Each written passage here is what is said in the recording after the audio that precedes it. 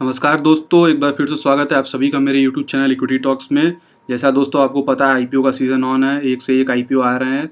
तो इसी भीड़ में एक नए एसएमई कैटेगरी का आईपीओ देखने को मिल रहा है, गजानंद इंटरनेशनल लिमिटेड आईपीओ। तो आइए देखते हैं दोस्त कंपनी क्या करती है।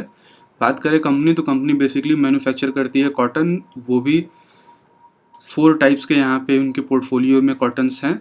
बात करेंगे एक एक की। तो बात करें तो पहला है MH1 cotton, grows in Madhya Pradesh and Maharashtra. It is sown in June July period and harvested from November to January.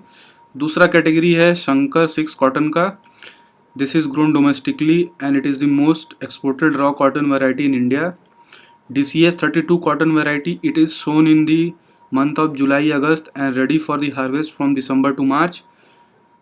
It is grow in the state of Karnataka, Tamil Nadu and Madhya Pradesh. खोल की बात करें तो it is made from high quality and pure cotton seeds.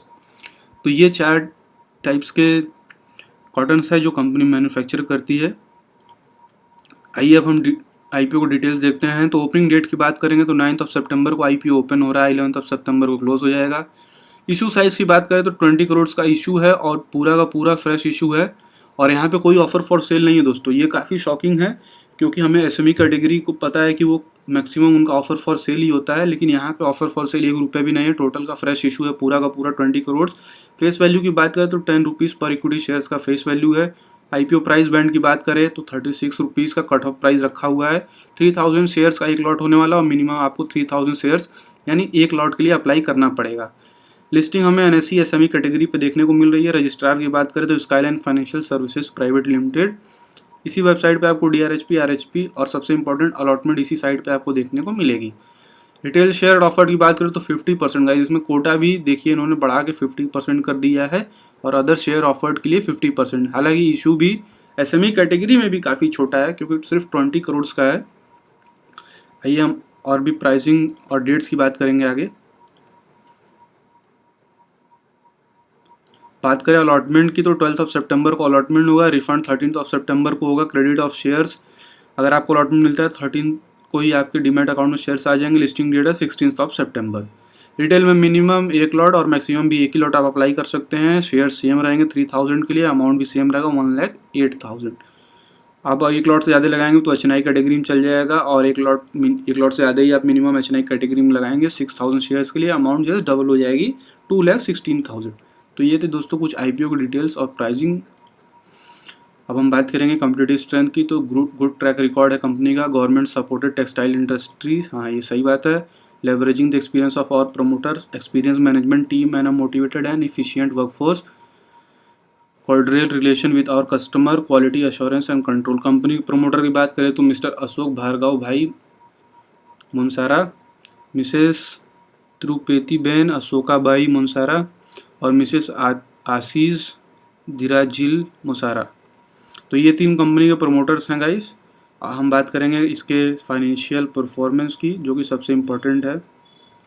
बात करें तो मार्च 2022 तक 61 करोड़ का रिवेन्यू था, 61.76 करोड़ का रिवेन्यू था, जिसमें से एक्सपेंडिचर 61.72 करोड़ थे, यानी स्लाइटली कंपनी प्रॉफिट में थी 0.02 करोड़ के।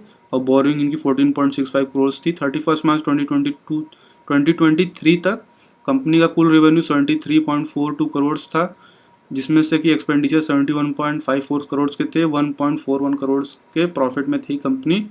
11.79 करोड़ का डेट था। 13 मार्च 2024 तक की बात करें तो 108 करोड़ का रेवेन्यू था, 105 करोड़ के एक्सपेंस थे और 2.23 करोड़ का प्रॉफिट था। कर्जे की बात करें तो 12 करोड़ का कर्जा था गाइस। की परफॉर्मेंस इंडिकेटर की बात करें तो रिटर्न ऑन इक्विटी 19.30 के हैं, रिटर्न ऑन कैपिटल एम्प्लॉयड 29.72 का है, डेट टू इक्विटी 0.68 है, हमेशा 1 से कम होनी चाहिए debt to equity. Return on net worth 19.30 का है, PABV रेशियो 2.1 का है, प्रॉफिट आफ्टर टैक्स काफ़ी कम है 2.06 का, इतना कम नहीं होता है बेसिकली। IMEPS की बात करते हैं 1.7 pre IPO, 1.19 post IPO। P की बात करें तो 21.08 प्री IPO, 30 हो जाएगा पोस्ट IPO। इशू क्या है ऑब्जेक्टिव की, कंपनी पैसा क्यों रेज करना चाहती है? To meet our working capital requirements of the company, to meet our general corporate purposes, to meet our issue expense तो ये कंपनी ने कुछ वजह दी हैं IPO लाने की। आखिरी में हम बात करेंगे प्रोमोटर्स होल्डिंग की। तो प्री IPO 90% था, पोस्ट IPO की डेटा अवेलेबल नहीं है। तो ये था कुछ SME IPO का लेखा जोखा। उम्मीद करता हूँ आपको इससे मदद मिली होगी। अगर मदद मिली तो चैनल को प्लीज़ एक लाइक कर दीजिएगा और सब्सक्राइब कर दीजिएगा। अगर कोई चीज़ आपको लगती है कि ऐड ऑन करनी चाहिए या इसमें इम्प्रूवमेंट हो सकता है तो प्लीज़ उसको कमेंट कर दीजिएगा। Thank you for watching this video.